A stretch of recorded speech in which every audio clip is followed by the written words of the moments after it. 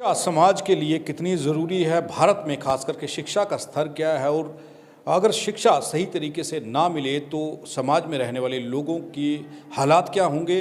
समाज में उन बच्चों को जिनको शिक्षा नहीं मिल रही, उनके हालात क्या हैं? वो मध्यम वर्ग, जिस वर्ग को शिक्षा के लिए जद्दोजहद करना पड़ रहा है। शिक्षा इतनी महंगी हो चुकी है भारत में। इस वक्त जो शख्स हमारे साथ हैं, उन्होंने पूरी ताउम्र जो है वो मध्यम वर्ग को शिक्षा देने के लिए अपनी ज़िंदगी गुजार दी। हमारे साथ रणजीत सिंह फुलिया हैं, वो हरियाणा के कुरुक्षेत्र से हैं, उनसे बात करेंगे। बहुत बहुत स्वागत है सर। नमस्कार सर, नमस्कार, धन्यवाद। रणजीत सिंह फुलिया ने रणजीत सिंह फुलिया जो हैं, पहले इनकी ज़िंदगी के बारे में थोड़ा सा जानने की कोशिश करेंगे। उसके बाद में हम आएंगे कि ये मध्यम वर्ग को क्यों चुना गया।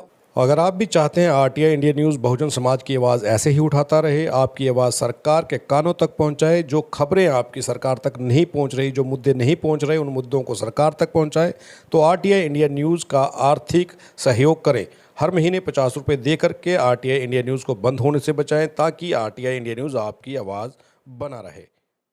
उन लोगों के लिए शिक्षा कैसे देनी है, उन लोगों तक शिक्षा कैसे पहुंचानी है, ये जिम्मेवारी उन्होंने क्यों उठाई। सर, थोड़ा सा पहले अपने बचपन के बारे में बताइए कि बचपन किस तरीके का रहा। खासकर हरियाणा से हैं आप, तो हरियाणा के अंदर जब आप रहते थे तो वहाँ पर शिक्षा का जो स्तर था वो क्या था?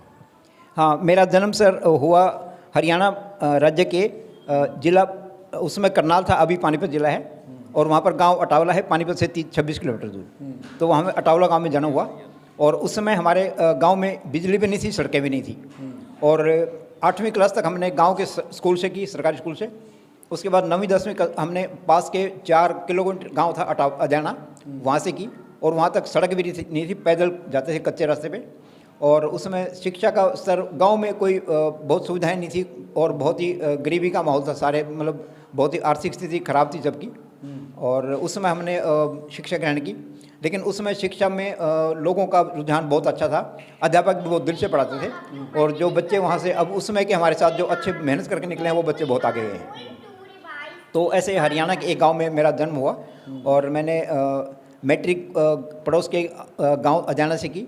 और वहाँ पर 12 गांव के बच्चे पढ़ने आते थे, तो वहाँ पर मेरा 12 गांव में एक अकेली मेरी फर्स्ट डिवीज़न आई थी, और मैंने स्कूल टॉप किया था। और फिर बाद मैंने आर्य कॉलेज पानीपत से मैंने बीए किया। फिर एम इंग्लिश करने के लिए मैं दिल्ली गया, और वहाँ से फिर मैंने एम इंग्लिश करते हुए, और फिर मेरी एयर इंडिया में एक वैकेंसी निकली ट्रैफिक असिस्टेंट की। तो मैंने वहाँ पर अप्लाई किया, वहाँ मेरा सिलेक्शन हो गया। तो फिर मैंने एयर इंडिया ज्वाइन कर लिया। उस समय इंडियन एयरलाइंस बोलते थे, और उस समय हमारे राजीव गांधी जी पायलट थे, जो बाद में भारत के प्रधानमंत्री हैं। तो हमने राजीव गांधी जी के साथ भी दो साल तक वहाँ पे काम किया है। मेरी पोस्टिंग जयपुर थी, और फिर मैंने बाद में जयपुर से बीमा कंपनी में वैकेंसी निकली अफसर की, तो मैं अप्लाई किया और मेरा सिलेक्शन हो गया। तो हमारे पूरे इंडिया से 40 अधिकारी हमारी नेशनल इंश्योरेंस कंपनी में भर्ती हुए थे। तो उस समय हरियाणा और पंजाब से अकेला अफसर था मैं। तो मैंने फिर वहाँ 22 साल काम किया है। अच्छा, ये मेरा सवाल है कि आपने बीमा कंपनी में भी एज ए ऑफिसर काम किया, इंडियन एयरलाइन में भी आपने काम किया, फिर छोड़ क्यों दिया? वो छोड़ने का पर्पज़ क्या था? क्या सोच आई दिमाग में कि मैं ये छोड़ दूँ? हाँ, वैसे मेरा लक्ष्य शुरू से ये था कि हमारे को परमात्मा ने जो गुण दिया है, जो शक्तियाँ दी हैं, जो ज्ञान दिया है, तो उसका प्रयोग हमें समाज के भले के लिए करना चाहिए। तो मैं कोशिश करता रहा कि जीवन में अधिक से अधिक मैं ज्ञान अर्जन करूं, और जब समय मिले तो मैं उस ज्ञान को फिर समाज के भले के लिए लगाऊं। मैं नौकरी करता रहा, लेकिन साथ साथ मैं अपना ज्ञान भी बढ़ाता रहा। मैंने जॉब करते हुए भी मैंने कई डिग्रियां प्राप्त की हैं। मैंने दिल्ली विश्वविद्यालय से मैंने इंग्लिश हिंदी ट्रांसलेशन का कोर्स किया है। ये रेगुलर कोर्स है, जिसमें 50 बच्चे उसमें लिए जाते हैं। तो वहाँ मैंने वो कोर्स किया है, वहाँ मैं दिल्ली का टॉपर हूँ यूनिवर्सिटी का। और ऐसे मैंने भारतीय विद्याभवन से कोर्स किया है पत्रकारिता जर्नलिज्म का, और वहाँ का भी टॉपर हूँ। और हमारे साथ काम किए हुए बच्चे, जिसमें सुमित अवस्थी जी एक हैं, और हमारे कई दोस्त विदेश में हैं, तो वो मीडिया में भी काम करते हैं। लेकिन मेरा लक्ष्य ये था कि मैं समाज के गरीब तबके को, जिनको साधन नहीं हो, उनको मैं जाकर ज्ञान दूँ। तो इसी लक्ष्य से मैं शुरू से मैं जब नौकरी था तब भी मैं गरीब बच्चों को पढ़ाता था, अपने घर पे है, संपर्क में है, जहाँ भी मौका मिलता। और उसके बाद में 2004 में मैंने सोचा कि वॉलंटियर रिटायरमेंट वीआरएस लेकर के और समाज की सेवा की जाए, और तब से मैं लगातार गांव के गरीब तबके के बच्चों को और उनको ज्ञान दे करके पढ़ा रहा हूँ। यहाँ पर शिक्षा के नाम पर भारत में लोगों को लूटा जा रहा है। हाँ। महंगे स्तर पर शिक्षा बेची जा रही है, लेकिन तब भी उन लोगों को, उन बच्चों को सही शिक्षा मुहैया नहीं करवाई जाती। ये बिजनेस बन चुका है।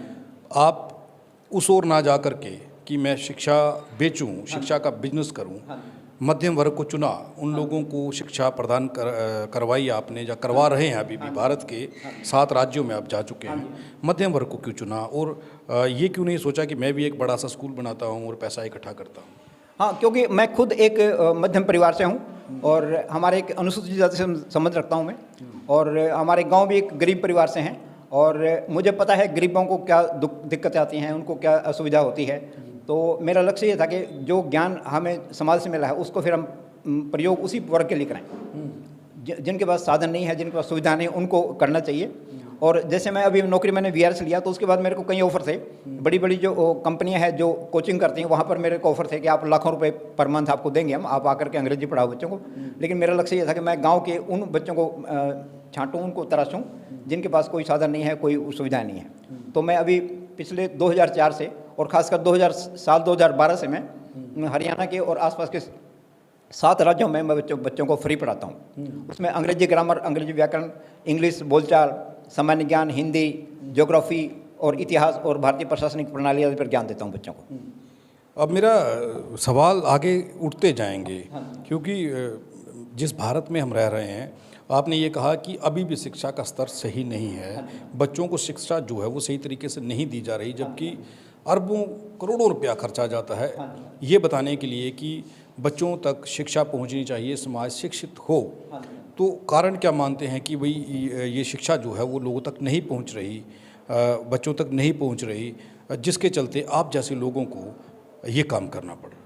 इसमें कुछ तो सरकार की भी नीतियां सही नहीं है, जिसके कारण जो सही परिणाम आने चाहिए वो आ नहीं रहे हैं। और उसके बाद फिर कुछ जो लोग शिक्षा के क्षेत्र में आए हैं और उनका रुझान खाली पैसा कमाने के लिए ज़्यादा है।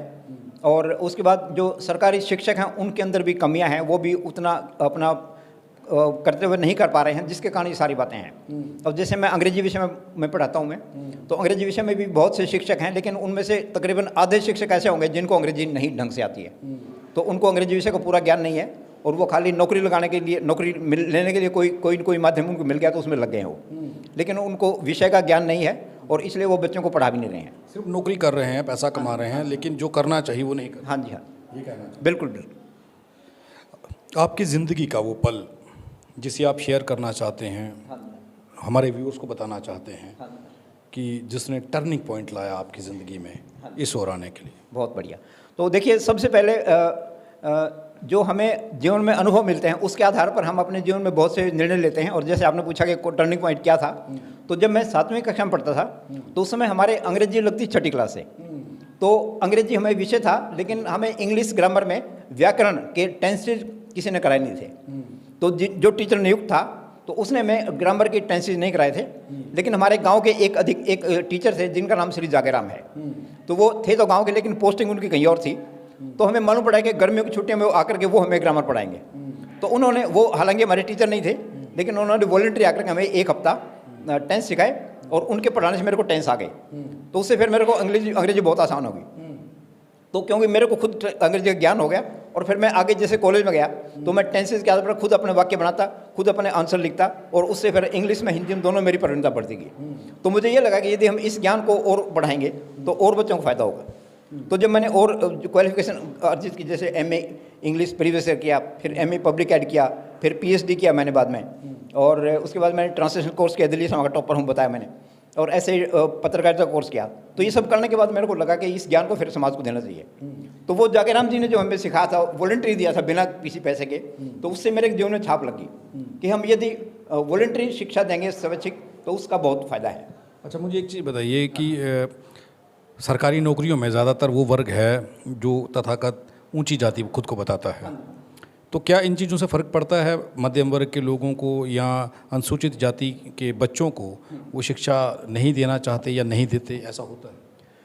हाँ, इसमें काफ़ी हद तक ये बात सही भी है कि जो शिक्षक हैं वो पूरे दिल से नहीं पढ़ा रहे हैं। यदि सारे शिक्षक पूरे दिल से पढ़ाएं तो शिक्षा में बहुत कुछ चेंज किया जा सकता है। अब जैसे मैं अकेला व्यक्ति हूँ, एक व्यक्ति, यदि मैं किसी स्कूल में, कोई स्कूल में मेरे को बताए तो मैं 6ठी 7वीं 8वीं बच्चों को एक हफ्ता पढ़ाऊंगा और उस 1 हफ्ता पढ़ा करके यदि आप 12वीं क्लास के बच्चों से उनका मुकाबला कर सकते हैं तो इतना फ़र्क पड़ सकता है। तो जो दिल से पढ़ाएं, हम दिल से काम करें तो बहुत कुछ हो सकता है। और मैंने कई स्कूलों में किया भी है। मैंने एक स्कूलों में ऐसे बच्चों को पढ़ाया है जो गांव के गरीब परिवार से हैं, लेकिन वो अभी उनके शहर का बच्चों को उनको बराबर बोल नहीं सकता है। अच्छा, मेरा एक सवाल और है, कब जब से आप ये कर रहे हैं, आपने बच्चों को फ्री शिक्षा देने का ये बीड़ा उठाया और 7 राज्यों में आप गए, और उन बच्चों में से कोई ऐसा बच्चा है जो आज ऑफिसर है और आपसे बात होती है, वो ये बताता है कि सर अगर आप ना आते तो शायद मेरी ज़िंदगी कुछ और होती? हाँ, क्योंकि पहले मैं अपने जो हमारे दोस्त हैं उनके बच्चे से उनको पढ़ाता था, उनको भी ज्ञान देता था, और हमारे संपर्क वाले जो भी है उनको मैं ज्ञान देता रहा। तो क्योंकि वो रहे तो प्राइवेट स्कूल में पढ़े हैं, लेकिन मेरे से वो ज्ञान लेते रहे हैं। तो कई बच्चे जी अभी उच्च पदों पे हैं। एक लड़की है आस्था गुडवानी, वो दिल्ली में JNU से पढ़ी है, और अभी वो एक अपना बॉम्बे में एक फाइनेंशियल कंपनी में बहुत ऊंची पोस्ट पे है।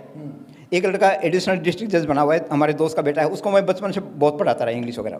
तो ऐसे बहुत बच्चे हैं जो हमारे ज्ञान से, संपर्क से लाभ लेकर के और प्रेरणा लेकर के बहुत आगे बढ़े हैं। अब आते हैं, मिलते हैं हाँ, आपसे? मिलते हैं।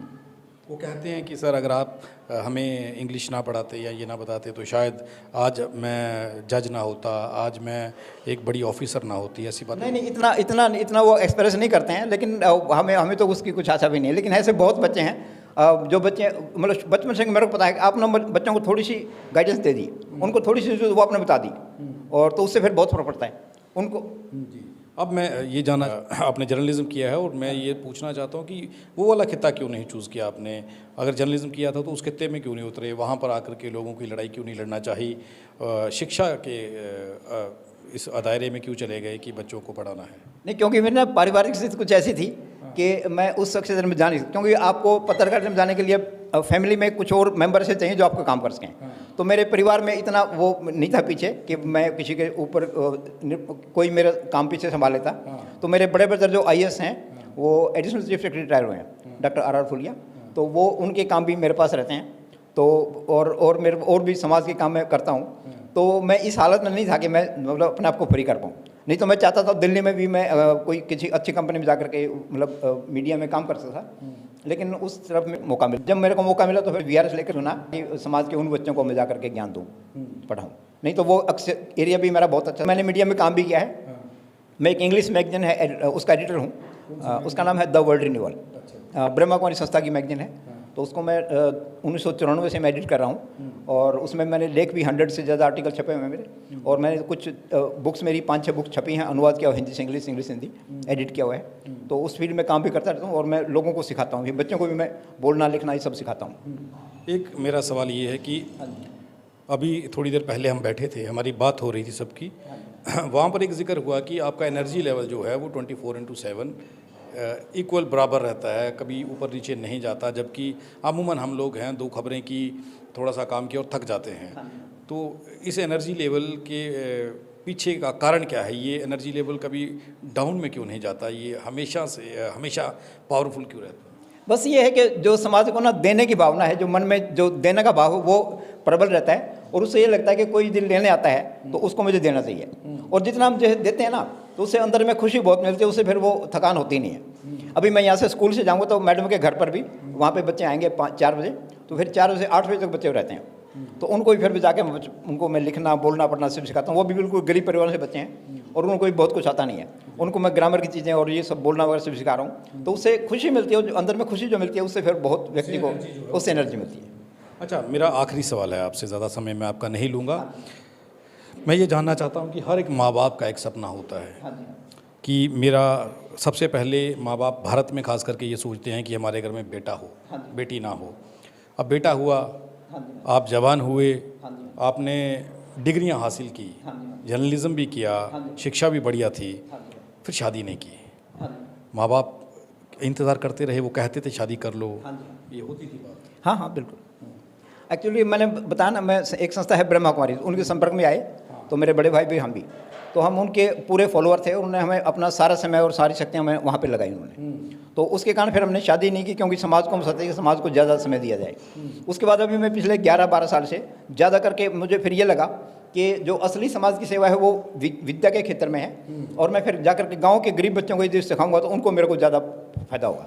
तो मैं पिछले 11-12 साल से मैं इधर में ज़्यादा अपना टाइम दे रहा हूँ, ताकि समाज का गरीब और साधन विहीन और वंचित वर्ग की बच्चों को वो मौका मिले और वो भी उससे ऊपर उठ करके उसी समाज के बराबर के लेवल में आए। तो उससे हमें ये लगा कि, और मुझे फिर ये लगा कि चलो हमने शादी नहीं की, लेकिन हमें ये लगा कि सारे समाज के बच्चे ही अपने बच्चे हैं, तो हम फिर समाज को ही अपना परिवार पूरा मान करके और उसके भले के लिए करते हैं। तो इसलिए मन में कोई ऐसी भावना नहीं होती कि हमने शादी नहीं की, चलो पेरेंट्स की इच्छा नहीं पूरी कर पाए, लेकिन पेरेंट्स भी बाद में मान गए थे कि तुम अच्छा काम कर रहे हो।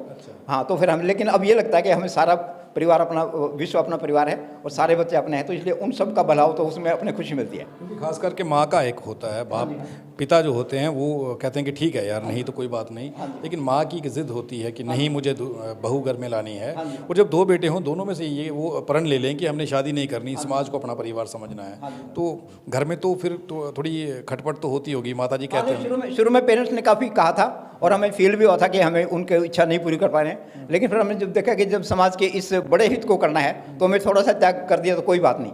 तो हमने, और बाद में पेरेंट्स भी मान गए थे कि तुम अच्छा काम कर रहे हो, और अब हमें ये लगता है कि चलो हमने अच्छा भी किया, हमने कोई ख़राब नहीं किया। और अभी भी जो समाज के अंदर जो परिवर्तन देख रहे हैं, अभी हज़ारों बच्चे, लाखों बच्चे हमारे से ज्ञान की, गुणों की शिक्षा ले रहे हैं, तो उससे उनके अंदर जीवन में कुछ क्रांतिकारी चेंज आ रहा है, परिवर्तन, पॉजिटिव चेंज आ रहा है, तो उससे हमें बहुत खुशी मिलती है और समाज एक अच्छी दिशा में जा रहा है। तो और समाज ये नहीं कि हम किसी एक वर्ग के, हम समाज के सब वर्ग के बच्चों का भला करते हैं, और मतलब स्कूलों में, खास सरकारी स्कूलों में सब तरह के बच्चे हैं, तो पूरे समाज का हित चाहते हैं हम।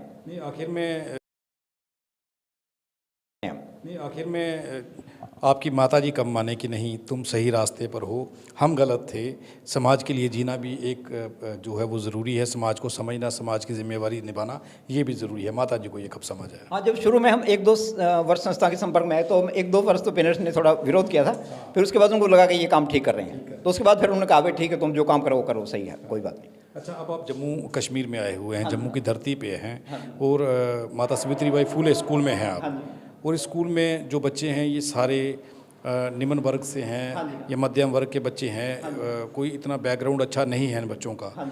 ये सावित्रीबाई फुले जो स्कूल है, स्कूल में जो सुनीता बंगोत्रा हैं वो इन बच्चों को पढ़ाने के लिए अपनी लाइफ का एक पार्ट उन्होंने दे दिया है इन लोगों के लिए, परिवार को छोड़ करके, परिवार एक तरफ और एक तरफ ये बच्चे हैं, इनकी जिम्मेवारी लिए आप यहाँ आए हैं स्कूल में, आप इन बच्चों को इंग्लिश सिखा रहे हैं, आपको कैसा लग रहा है और रिजल्ट कैसा आ रहा है? मुझे यहाँ आकर और बच्चों को गाइड करके बहुत अच्छा लग रहा है, और इसके लिए सबसे पहले जो बधाई के पात्र हैं वो आप हैं, क्योंकि आपकी एक वीडियो हमने देखी थी, हमारे बड़े भाई डॉक्टर आर फुलिया हैं, वो एडिशनल चीफ सेक्रेटरी रिटायर हैं गवर्नमेंट से, हरियाणा गवर्नमेंट से, IAS में, और उन्होंने आपकी वीडियो देखी और उसको देख करके उन्होंने मैडम से संपर्क किया, और फिर मैडम हमारे संपर्क में आए।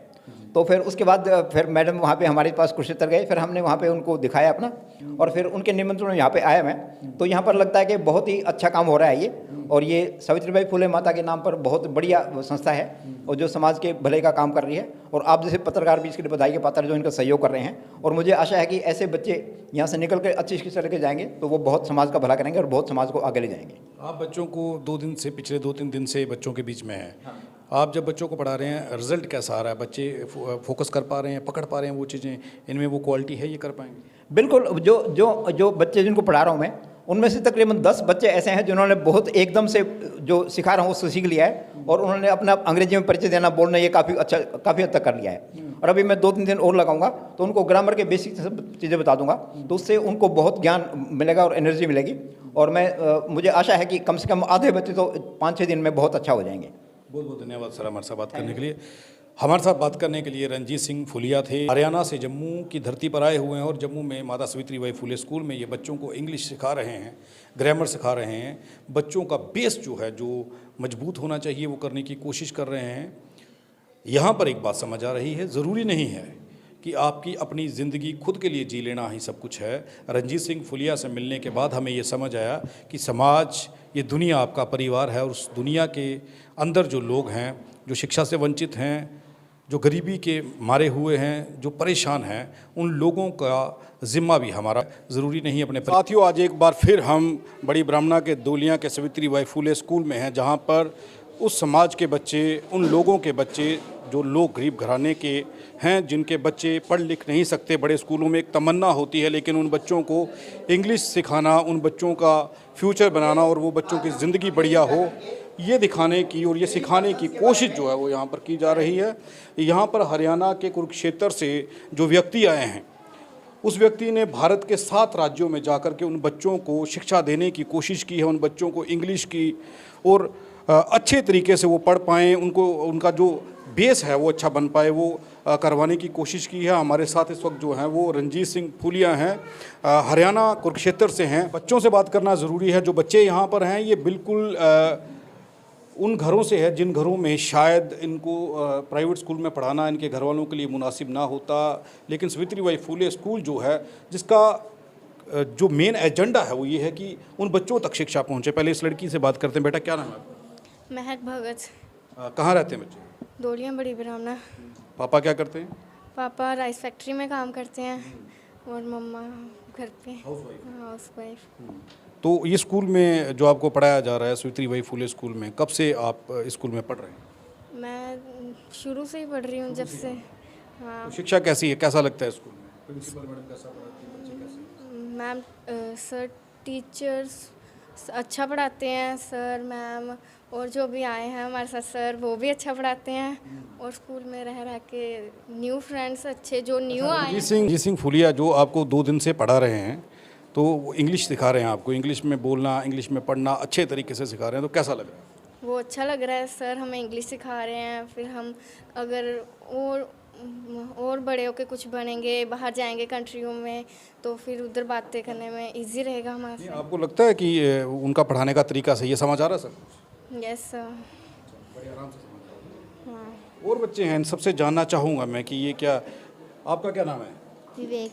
हाँ, विवेक कहाँ रहते हो? दोलिया बड़े नाम है। पापा क्या करते हैं? रेडी लगाते हैं। रेडी लगाते हैं। जो सर आए हैं कैसा पढ़ा रहे हैं? अच्छे पढ़ा रहे हैं। अच्छे पढ़ा रहे हैं। आपका क्या नाम है बेटा? मंशुराज। हाँ, मंशुराज पापा क्या करते हैं? फैक्ट्री में काम। कौन सी फैक्ट्री में? यूफ्लेक्स। न्यू फ्लेक्स में।